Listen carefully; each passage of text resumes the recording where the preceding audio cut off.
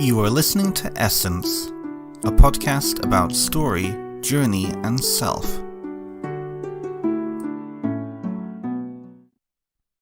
Hello and welcome to the show. If you are listening to this is Essence Podcast, a podcast about journey, story, and self.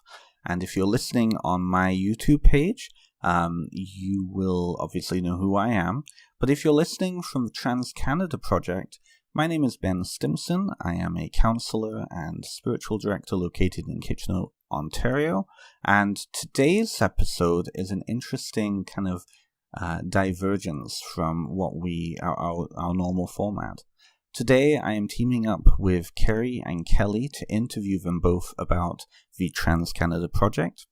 If you are coming from the Trans-Canada Project, you obviously know what it is. If you're coming from my social media, the Trans-Canada Project is an interesting storytelling project, going coast to coast, collecting the stories, personal stories of trans people from across Canada, from all forms of different backgrounds, who are stepping forward to tell their personal stories related to their lives, related to their trans identity, and related to their experience.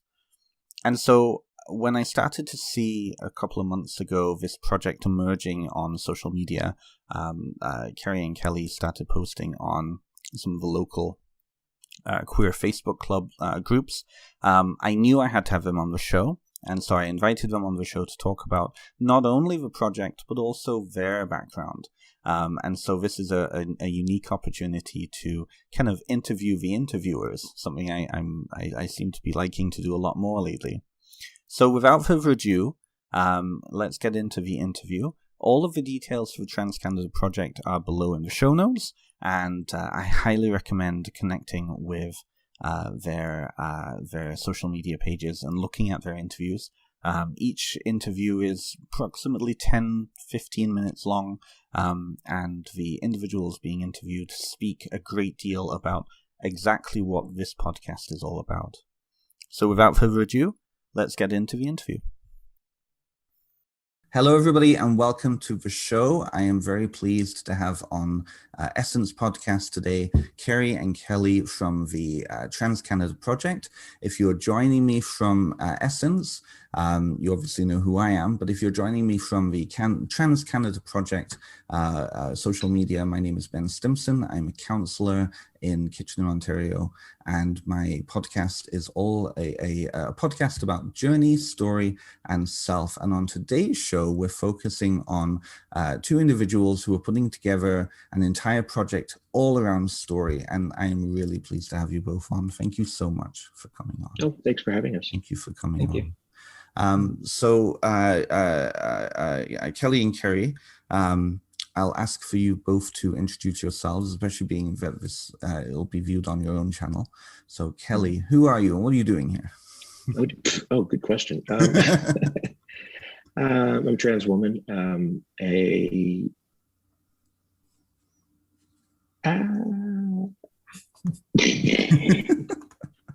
Sorry. Oh my goodness. I broke it.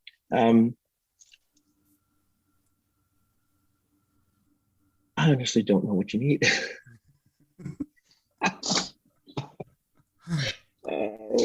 I transitioned in December last year. So I'm a baby trans, basically. Mm-hmm. I've been doing media production for 20, 30 years in various different forms, from old-fashioned days of paper and print and graphic design and whatnot, and then computers came along, and that was exciting. So I got involved in fixing people and sometimes their computers as an IT person, and I'm a father of 6. And my wife and I are separated, but we're friends. Still parenting, still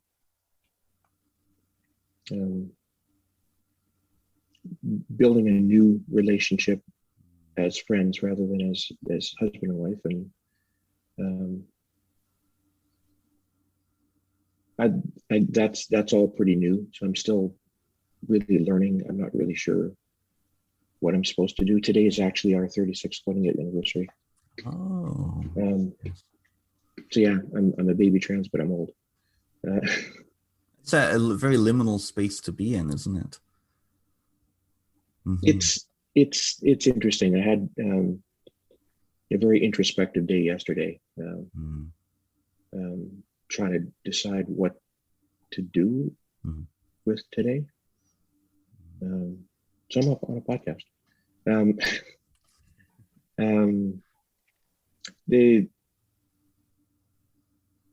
a project manager. No, I'm not. I do project management. I'm a person. With various skills and certifications and whatnot. I'm having to get used to being a person rather than a career holder. That's a part of my learning to be me.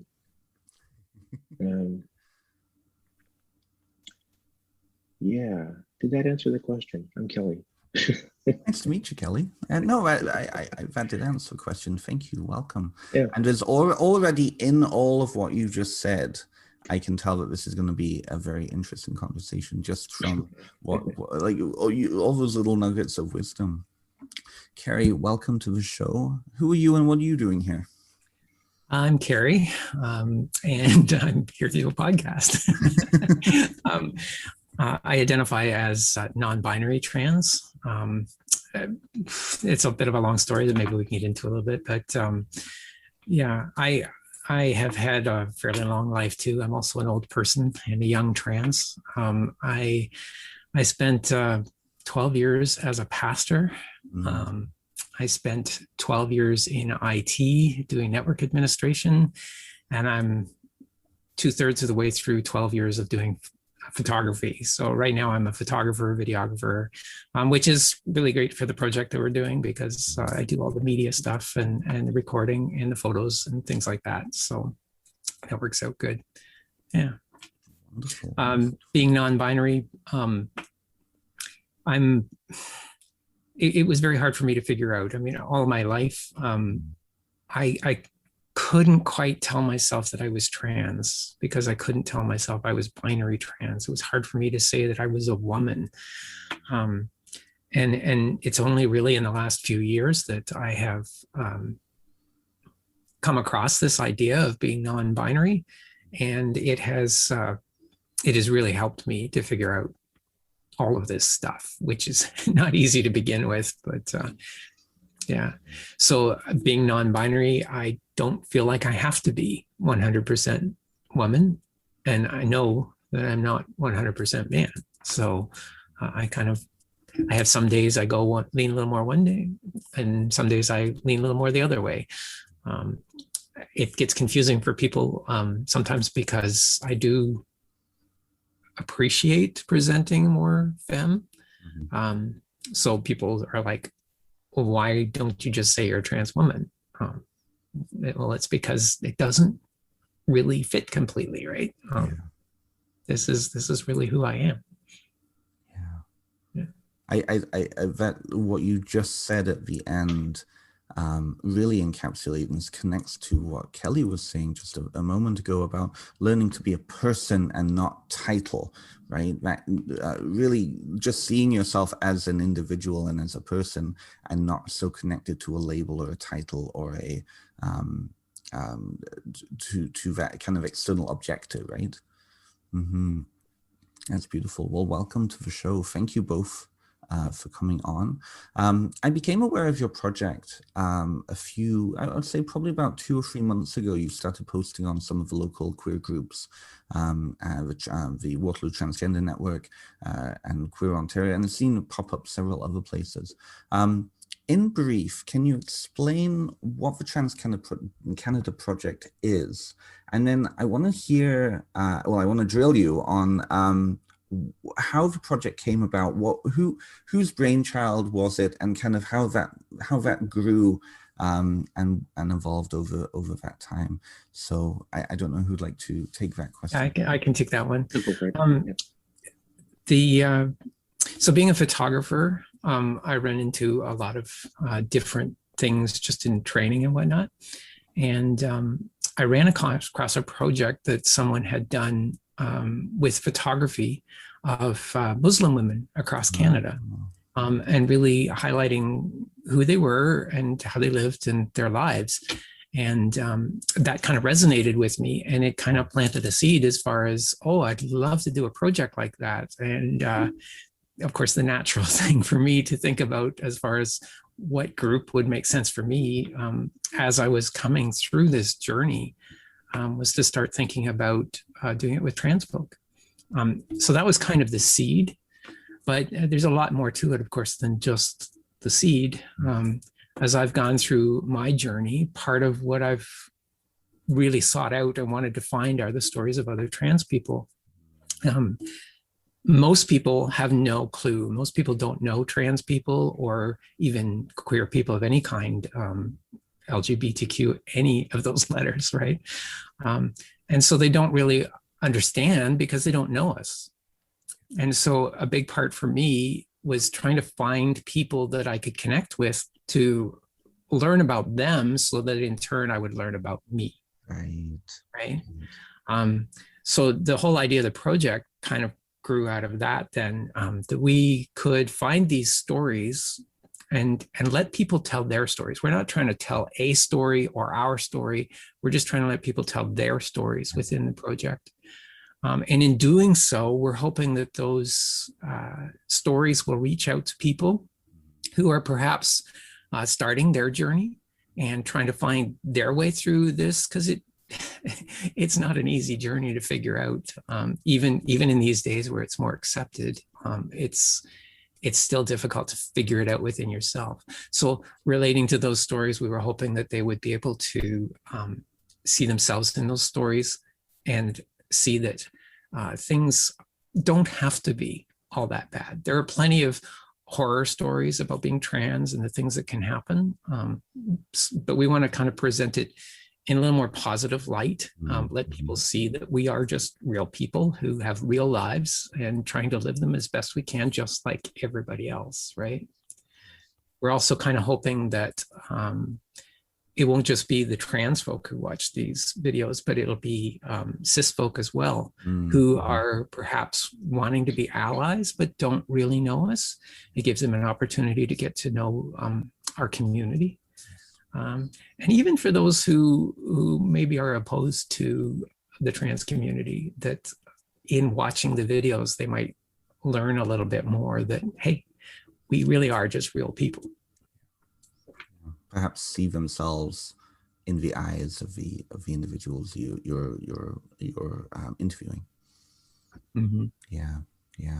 I want to pick up on what you said. You said, there are certainly a lot of horror stories, and there are certainly a lot of, and especially in the media, it's a very renowned queer trope and trans trope of the sad trans victim, right? And I've seen the swing in the past couple of years to really change that and move into a space of just people living lives.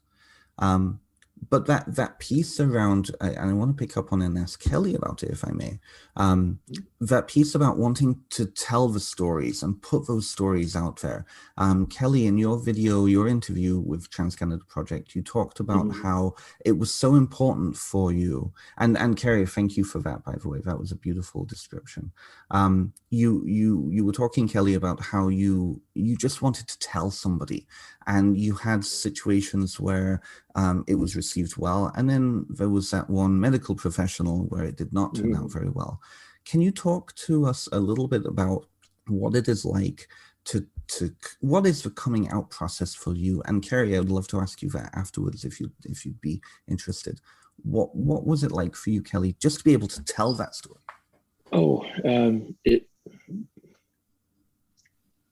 Being able to come out was a huge weight lifted off my shoulders. It was enormous. as you watched in my story, I suffered depression and anxiety for quite some time, and suicidal ideation. It was me denying it and not addressing this particular issue that dragged it out. I mean, I had clinical depression anyway, but I think being trans and suppressing it, I think, had a huge part in that.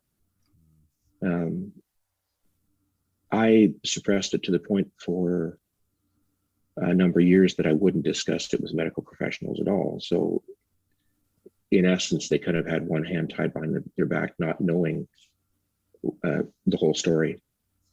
And when I was in a place where I was healed enough that I could tell that part of my story to my therapist and my GP, things started moving fairly quickly in terms of it's actually plausible that I was diagnosed with gender dysphoria quite a number of years ago, but again, I suppressed it. I decided I wasn't going to do anything about it, and it just about killed me, literally. It drove me to suicide, an attempt to suicide, which woke me up pretty abruptly in terms of, hey, there's a problem here that I need to address.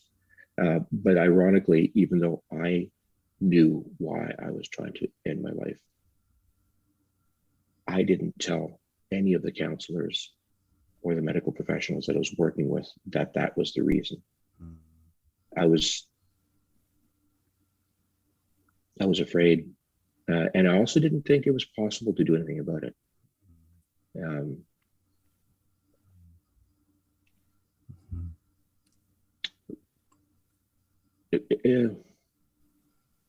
It wasn't until my wife and I split up that the opportunity came along to actually live my authentic life. And I did a couple of years of intense therapy. I finally got on hormone replacement therapy and got my own place and ripped a Band-Aid off, essentially, which is what I said in the video. But I basically within a week of moving in to my new place in December, I transitioned. Just 100%, I'm done, I'm out. I gave my family a couple of months and said, I was going to come out publicly in March. I ended up coming out publicly in February because I couldn't wait. But I talked with my wife, I talked with my kids. We had, the family discussion about Dad's a woman now, and how do you guys feel about that? And, how would you like to interact? How would you like to deal with that? And by and large, it was either positive or non-committal. The boys didn't want to talk about it that much. The girls were, some of the girls anyway, were quite open and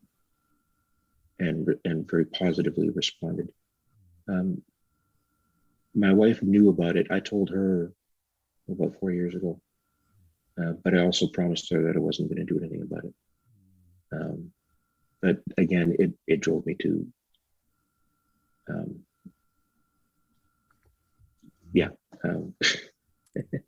it was unhealthy.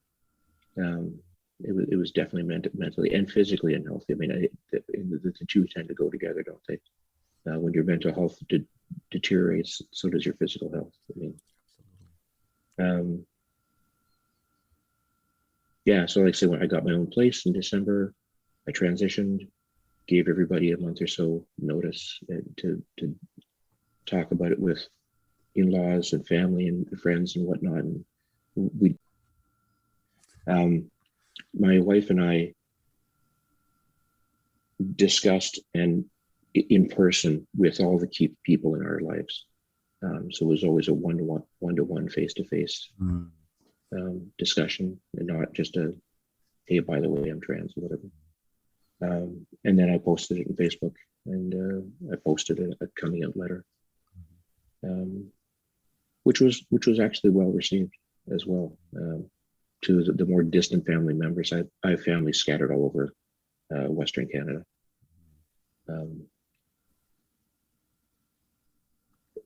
It was a huge, huge, huge relief for me. It was a burden for my wife.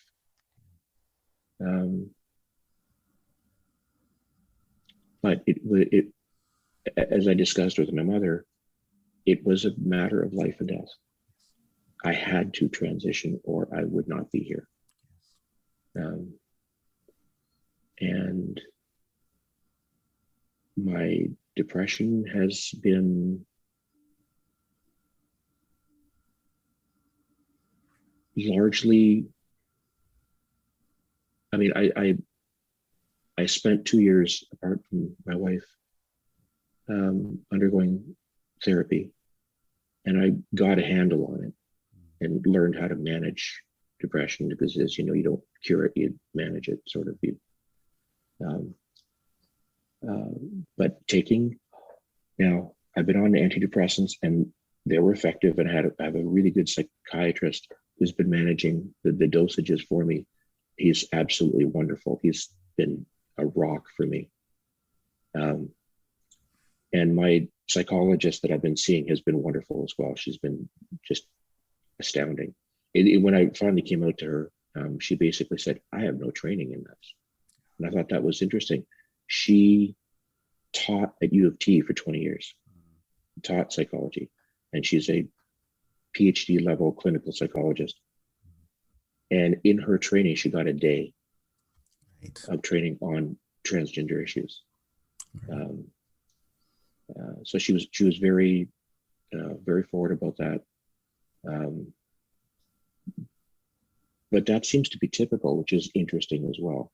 I ended up seeking out a trans-friendly counselor specifically to deal with the trans issues, as opposed to just the general psychology that I was dealing with, which was extremely valuable, extremely valuable. It was also hard to find. Very hard to find. So that was interesting. Yeah. I had another point someplace and I've lost it completely. So it's down there somewhere. I've misplaced it. My endocrinologist, I told her that I was trans, but I wasn't actually seeking hormone replacement therapy from her. I had been treated for thyroid problems. I had thyroid cancer, and so she was treating me for that. And she was the one that basically said, we don't treat people like you. And I'd never heard anything like that in the medical community before. After talking with a number of other trans people and queer people, I found out it wasn't all that uncommon. And that surprised me. Like, how do you, I don't, it doesn't grep. I don't get it.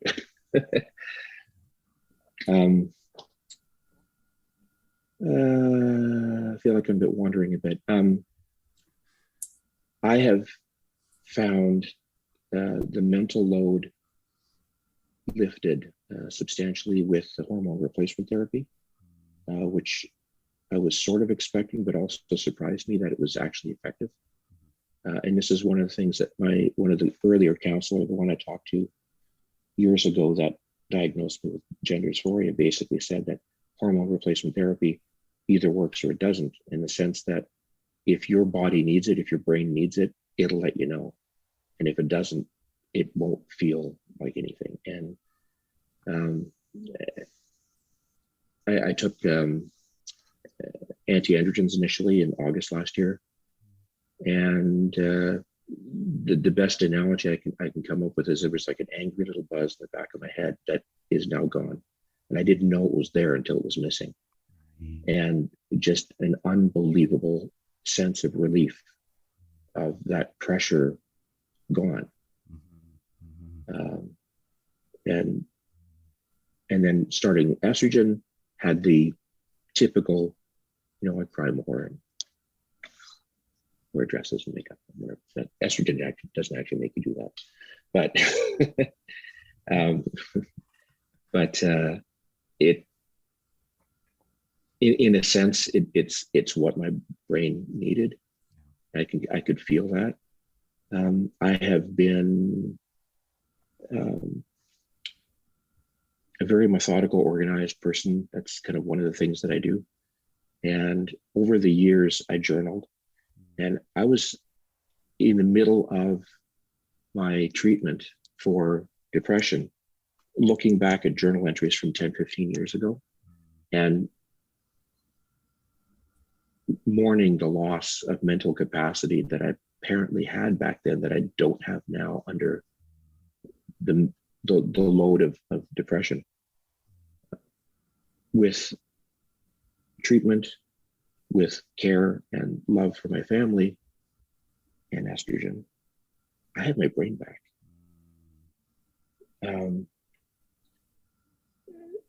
The analogy that I use is kind of like bandwidth. I mean, I'm a nerd.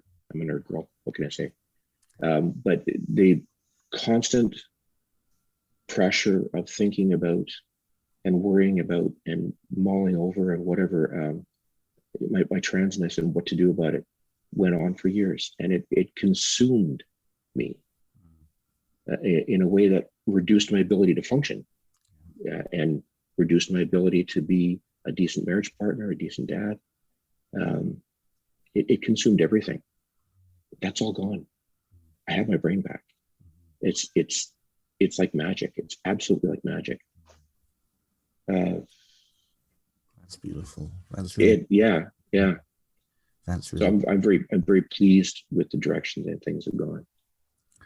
It's funny, as you were talking about that relationship between your body and your mind and the coming out process, I was reminded of the work of, and you know what, I'm blanking on her name now, but The Body Keeps the Score. That idea of the body really holding that knowledge and wisdom and knowing what it wants and what it needs, right? And then it's up here that's causing, it's up here and everything around us, everybody, peer pressure, causing us to doubt that. And I love what you said about you didn't know it was there until it was gone. Yeah. And I've heard that many times with people's coming out process is they weren't aware of something that they were holding on their shoulders or holding in their gut or holding somewhere until it was released from them, and they released it and they recognized that they'd been holding on to that for so long. And the being able to breathe again, right? Yeah. It was huge and so positive. And the funny thing is, my wife, my brother, my parents, my friends have noticed a huge change. I mean, to the point where it's almost like I'm a different person. There's aspects of my personality that have always been there, but subsumed and suppressed. And now they're not. Now they're freed up. And that speaks to your experience of getting your own place, and then boom, you were like, I'm not holding back anymore. This is who I am, and I'm going to be living like this. Yeah. I needed to. I had to. Space. Yeah. That's beautiful. And first of all, thank you for sharing all that. And that what you said a lot in there really ties in with your experience as well, Cary, with your coming out process, unsurprisingly, right? But can you speak a little bit about your experience and especially because you had a divorce of your own with your church community and with God in some ways before reclaiming that relationship. May I ask you more about that? Yeah, well, my story is, it has a lot of similarities to Kelly, but it's very different in a lot of ways too. Where Kelly ripped the Band-Aid off and overnight basically transitioned. For me, it's been a lot more of a slow burn. I grew up in a church. I grew up with evangelical beliefs, and sadly, those beliefs held me back from really exploring who I was and allowing that to surface. I've had a good life. I'm not complaining. And as a man, I have 4 kids, and they're all grown, and some of them are gone, and they're doing well. So it's not like I had the kind of depression or other motivation like Kelly described to that I needed to change that. But what I had all my life was this nagging thing that it just wasn't right. I found myself cross-dressing a lot, and I hated the fact that I had to hide it, and it that brought a lot of shame and other hurt to me, that I'm still unpacking, and I didn't even realize some of how much that actually hurt me. And I'm growing through that still. As I said, about 2.5 years ago, 3 years ago now, a big part of my story was that I had always struggled with this with God. I'd always prayed about it. I was, trying to pray it away, as some people say, and it wouldn't go away. Well, about 3 years ago, I remember distinctly being in the car driving home, and just praying about it again, and feeling God say to me, I mean, not in an audible voice, but just feeling his presence and feeling him saying to me, "It's okay, Cary. I accept you. I love you. And you're okay." And that was what I needed to get it started. At that point, I felt like, okay, I know I'm loved. I know it's okay. I feel like it's good with God, and they're going to be okay with it. So I started gradually working through it. I am still with my wife, although things have changed over the last few years a lot, and it's difficult. It's hard to work through. But that has really slowed down my process, because I love my wife very much. I know she loves me, and we're desperately trying to make that work in some way still. I got connected with some communities, some queer communities. One of them in particular, a community that is built within a faith group, and was really pleased with the way that went, because I had some affirmation that my faith didn't need to be entirely abandoned. I just needed to kind of deconstruct all of the stuff that had been built up around it that really doesn't make sense, but that people are told about and they believe, and because that's the way it has to be, right? But it's not. So that really helped me. And as I said about our project, trying to find people who you can relate to and helps you understand yourself. Well, that group really did it for me. They helped me learn more about myself by learning more about them. And it's been a very slow process where I have ripped off little Band-Aids rather than just one big Band-Aid. I call them giant baby steps. Because it's like every little thing, carrying a bag for a guy, it doesn't happen. So it was like a giant baby step for me to carry a bag. And when I did it, I realized this is no big deal. It's fine. And it's just been a series of things like that, right up to the point where Kelly and I can go to the mall and go shopping together in a dress and feel good about it. And as far as the people around me not accepting me, I've actually found the community to be amazing. We do get the odd strange look, people trying to figure out what we are, but for the most part, people have been very kind and very good. The places where I've really struggled the most as far as people accepting have actually been more in my family. My kids grew up in an era where it was more accepting, and for them it was like, we're not upset that you're trans, we're upset that you never told us before, right? But my wife, who is also accepting of the trans community, of course, that's a whole different thing, though, when you're a spouse and you have a marriage relationship based on being heterosexual and cis. And so she's going through her own journey right now and trying to figure that out. And just as a little aside, I mean, I'm hearing about communities now that are beginning to grow around people who are dealing with that. And I think that's so important and so needed. And as I see her struggling with it, so much that she needs to be a part of that, not with trans people, but just so they can process their own trans journey as a spouse of someone who has come out.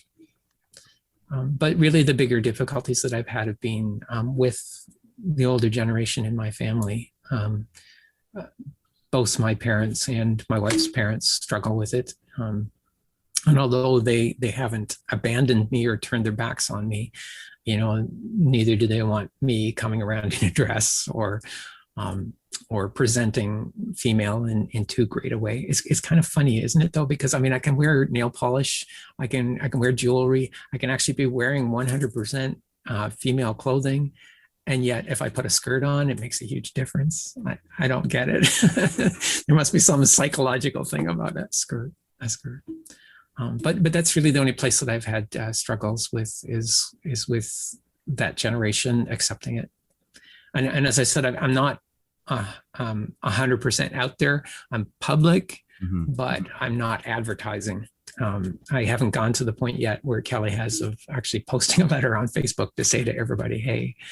I actually had a really interesting event. As part of the Trans Canada project, I decided to use the name Cary more regularly, especially within the queer community. And eventually it may get adopted, but I'm still going by my old name in other circles.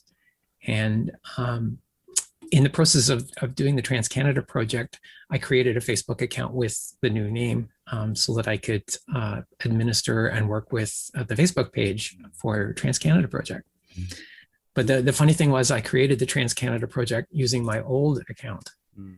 And when I went to use the new account, of course, I had to create myself as an administrator on the other account. So I did that. In the process of that, I had to have my old account friend my new account. And what I didn't realize was that now all of my friends would get friend suggestions for Cary. And so that's been kind of interesting too, because as people kind of notice it, I've had a few people inquire about it, and it's allowed me to kind of approach them a little bit more one-on-one and test the waters and see whether they're really a friend of Cary or whether they just want to stay a friend of the old person. So I still have a big circle of people in that old account. That's an interesting point in itself, is that again, that liminal space and how navigating in that liminal space, that in-between space between, you know, people's beliefs about who you are and who you know you are to be and who you're discovering yourself to be.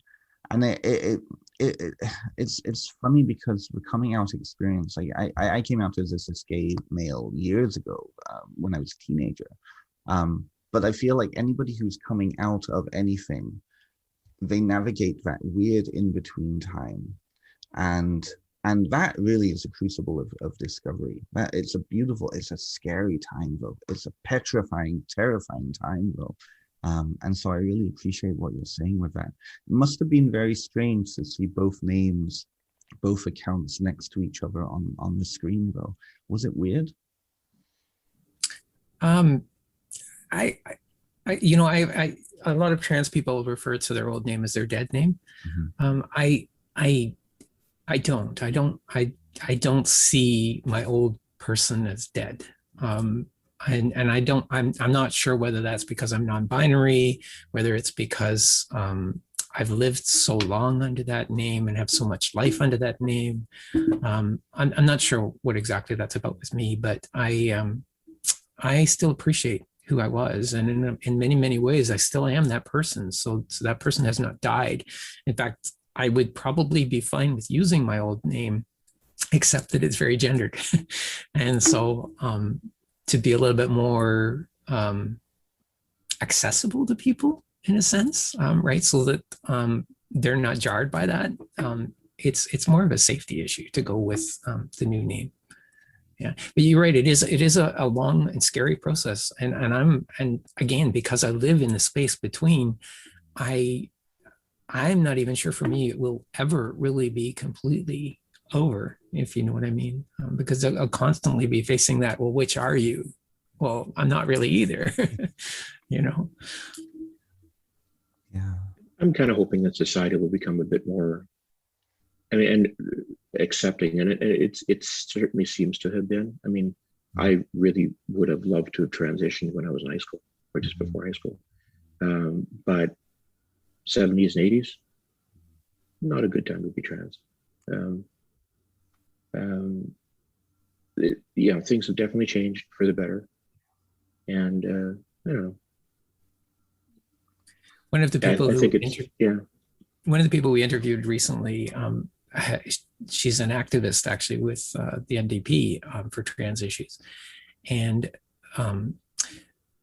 now my old brain's disappearing with things I was going to say. She had actually talked about so she had mentioned how 10 years ago or 15, 20 years ago, the gay community went through the same thing and have done that work, that now the gay community is more accepted mainstream.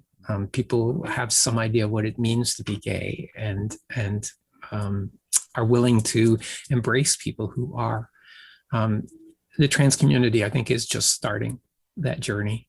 And we have good hopes that eventually we will be fine, and we will find that space. But we're still at the beginning of that journey. Yeah. It really is right now. I would say probably the past 5 or 6 years has really been the trans community spotlight, and all of the other plethora of identities that have emerged. A guest I had on, a very good friend of mine, we were chatting about that, and she was saying how, and I've seen it too, even in the being part of the queer community generally. It feels like there are words now being used and being taken up, and identities that are being taken up that 10 years ago wouldn't have been even on the radar. And the kids are really, like the teenagers, the young youth, are really at the forefront of that. You talked about this, Cary, with the kind of the identity of non-binary. 10 years ago, you would never even heard of non-binary. And so I feel like there's just generally there's this real, and it happens every generation, let's not be honest here, but there's a real interest in really queering and looking at and rejigging language to fit current kind of needs. And so that leads me to my next question. What has it been like to, for you both, what has it been like to be on your own journeys starting out and then meeting people of such a diverse number of backgrounds? I mean, I've seen some of the people you've posted already. You had Kimet, who is, 16, are they? Well, Kermit, yeah. sorry. Yep. And then that woman from BC, much further aged, and coming from 2 very different life experiences, connected through this one life experience. What has it been like for you to meet such a diverse group of people? It's been really cool. One of the things that drove us to do this in the first place, I mean, there's a number of reasons, but we wanted to see ourselves on, or people like ourselves. Yes. And there was a number of stories from the States and UK and whatnot, but there weren't very many Canadian stories. For one, there weren't a number of stories with with our age group as well. That's a big one. The diversity that we've been able to find so far is actually really cool, and very educational. Just one of the reasons my kids had such an easy time accepting me is our family is one of those that kind of just takes people in and helps them out and whatever. The kids always did that, and one of the people that we'd helped out, her boyfriend transitioned, and so they'd been exposed to that at the school age level. So it was like, okay. I mean, that was literally one of my son's reactions. Your dad's a girl, okay. And was that disappointing? Was that disappointing in a way? No. That's actually a fair amount of verbiage from a teenage boy, actually. It's been interesting to, when we're doing the interviews now, seeing the variety of viewpoints. With, for instance, Kermit growing up in, I'm not going to say more accepting, but less aggressively disparaging environment, whereas a number of the older trans people that we've interviewed had very similar stories in terms of they had to wait a long time before it was safe for them to come out, internally as well as externally. Right? I mean, I had the same thing. It wouldn't have been safe for me to come out in the 70s or the 80s, and as much as I spent nights crying in my bed asking God to change me into a girl,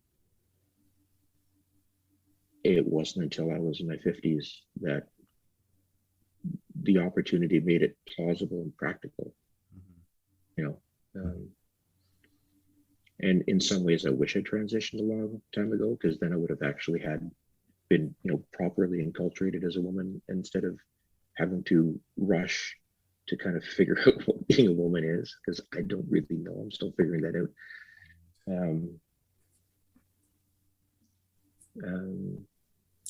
The diversity of stories is huge, and depending on where you're coming from, that, as Kelly's alluded to, when you're older, there are issues that we've had to deal with because of the way we've grown up with a culture that did not accept it and pushed it away, that a younger generation doesn't face. But the younger generation is facing different issues than we do. We grew up, because we didn't accept it, we have families, we have a spouse, we have kids. The younger generation has to face the challenge of, okay, so I'm trans. What does that mean for me sexually? What does that mean as far as partners? What is my life going to look like? And that can be a whole different challenge to life, right? Part of the great thing for me in seeing this is, yes, I want to relate to the stories and I want to relate to the people myself, but I also don't want it to be just stories that are like me. I don't want it to be old white trans women entirely, right? I'm really hoping that we can see the diversity that is in our Canadian community, right? Yes. One of the things that I'm a little bit afraid of is that there is a lot of white privilege even within what we're dealing with, and that it's a lot easier for old white trans women to tell their story than it is perhaps for those from the African American community or other sort of double marginalized people. But we want to tell their stories too, and we're seeking out them as well to try and tell those stories too. Absolutely. Yeah, that point about privilege, I think, lands very well, because when you do look at, same with the gay community 20, 30 years ago, when you do look at the trans community now, the majority of the kind of the out trans voices out there are all white, and they do come from very particular backgrounds. But it's interesting because I think it's a very generational thing too. The younger crowd, especially in university settings, like Queer Theory is so saturated with intersectionality, and you see a lot more BIPOC queer voices in the youth, but when it comes to older, say, older than 25, it does tend to be privileging the white experience. And I'm curious then, what has the feedback been like for you to reach out to Canadians of any background? What has that feedback been like? And have you noticed that certain groups are coming forward more than other groups?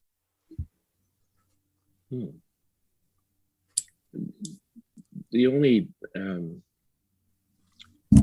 written feedback, other than likes and things, has been from the participants, the actual cast members themselves. They've been almost 201 so grateful for having a platform to be able to tell their story. And several of them, I didn't know anyone would be interested in it.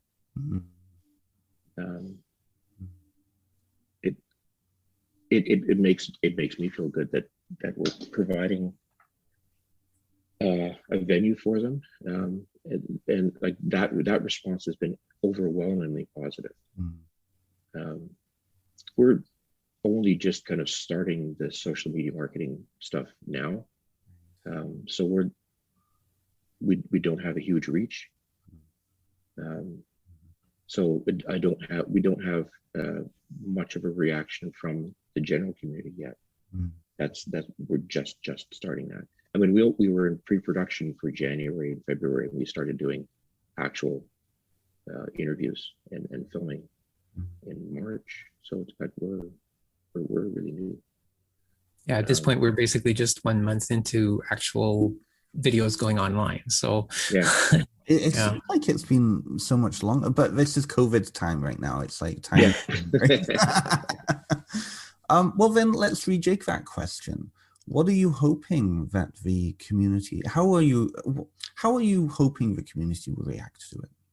Well, I'm going to back up just a little bit and sort of mix those two questions, because I mean, when we talk to people about the project, everybody's really excited. That's a wonderful project. I think that's a great idea. And really my fear was more that we would have trouble finding people who would actually want to tell their stories. But in that light, I found that people are excited about it, that they want to tell their stories. They want people to know what it's like. They want them to know what they're like. They want them to know their experience. And it's been amazing. And as Kelly referred to, we've had a number of people after the interviews, and they get to see their interview, that are amazed and love it. And they give us that feedback, and it's wonderful. Even on the YouTube, I mean, like I said, we haven't been out there that long, so we perhaps haven't picked up the haters that are likely to eventually come. But I love seeing the stats of the number of people that are watching those videos and the number of likes that are on them. We haven't caught a single dislike, so nobody listening, please don't go and do a dislike now. I would be very disappointed if someone's listening to like your channel. But it's all been very positive, very positive. Beautiful. Has anything surprised you with the interviews you've had so far, like on a personal level or on a professional level?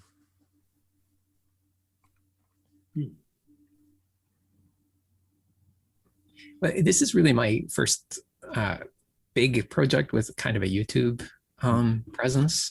I've mucked about with YouTube, as a lot of people, photographers, videographers will do, and gotten varied response to different things that have gone up.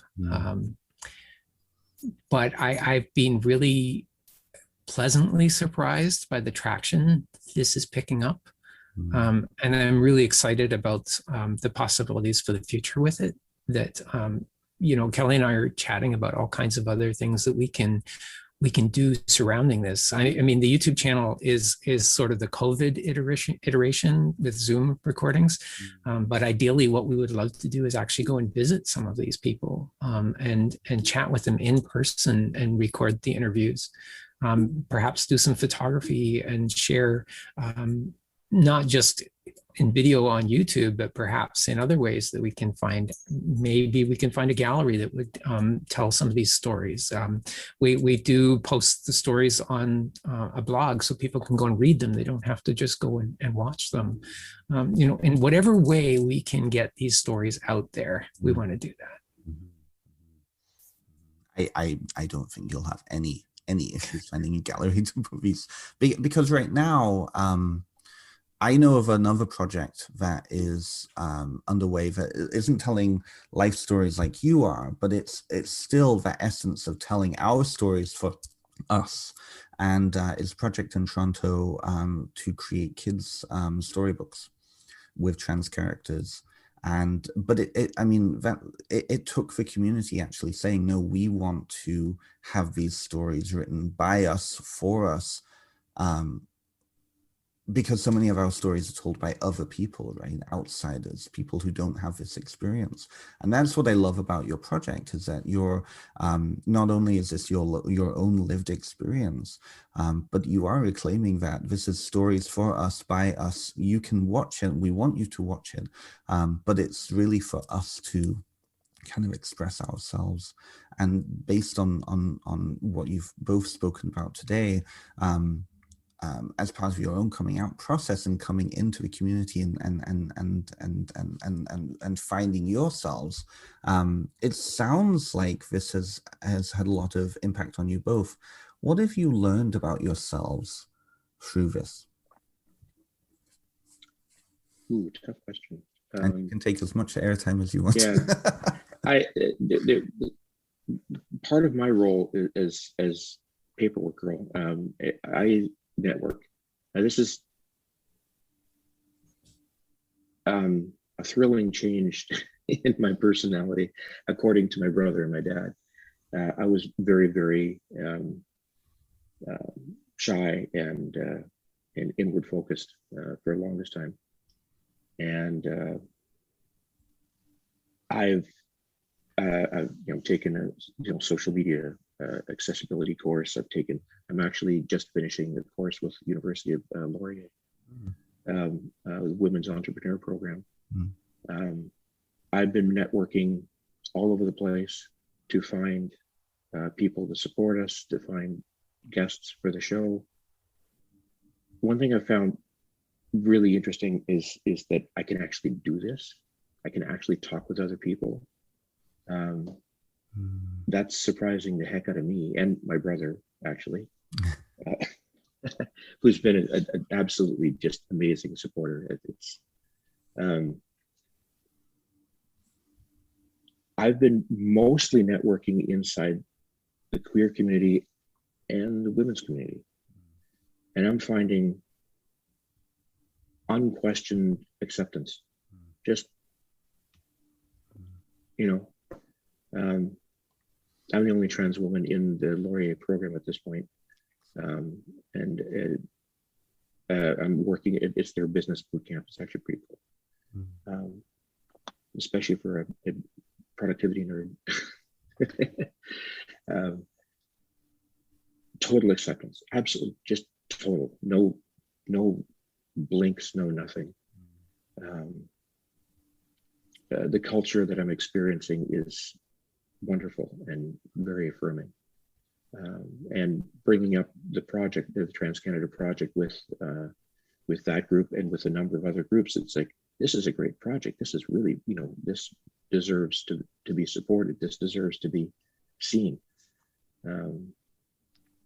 That kind of surprised me a little bit. I mean, just the general acceptance, as well as they say, okay, I'm a trans woman, and I'm, my friend and I are doing this episodic documentary thing, and everyone's going, that's great. That's great. What's the URL? How do you find it? Where are you guys? And they want to see it. That's been awesome, actually, and really affirming for me, and also very positive. Not just affirming as being a woman, and being accepted, which is a big deal for me. Just that we're doing something that other people think is worthwhile. This was something we were kind of doing for us and doing for other people, but we're getting more and more feedback of, no, this is a good thing. And that's, I'm running out of words. It's, which is actually a bit unusual for me. There's a number of things that have been surprising for me.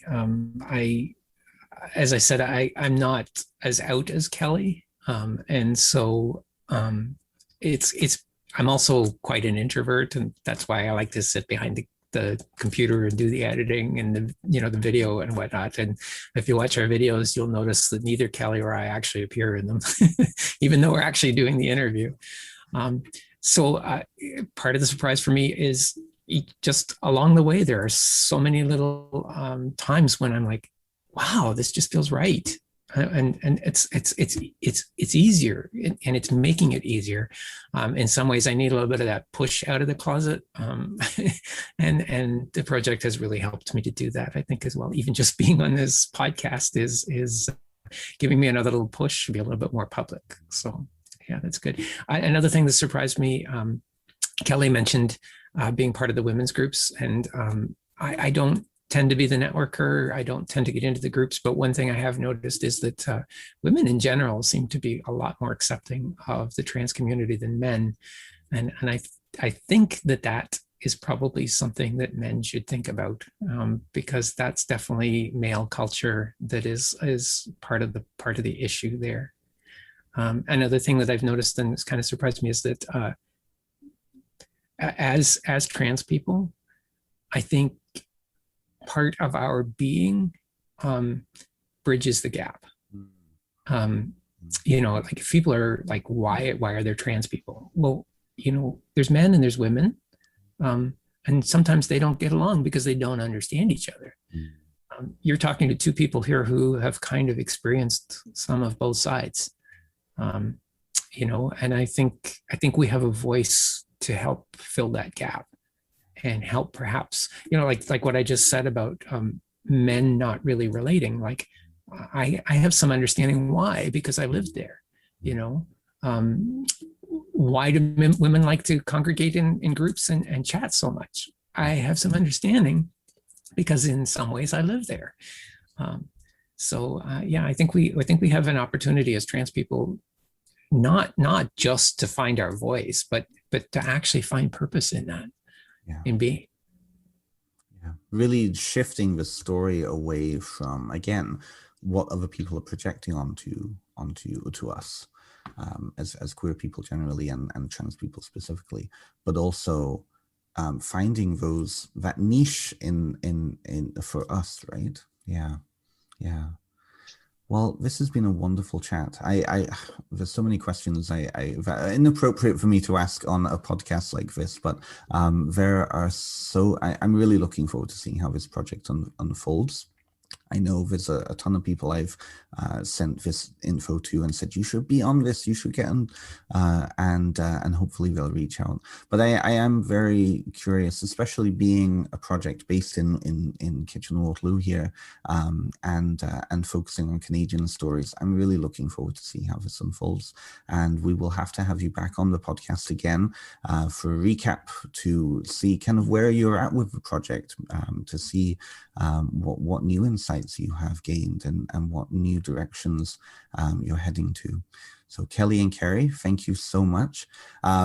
If you're joining me on my own podcast, I've put the information for TransCanada Project down in the show notes. If you're joining me from or joining us from the TransCanada Project, I've asked that my details be put down below, and we will definitely have you back on the show if you'll come back on.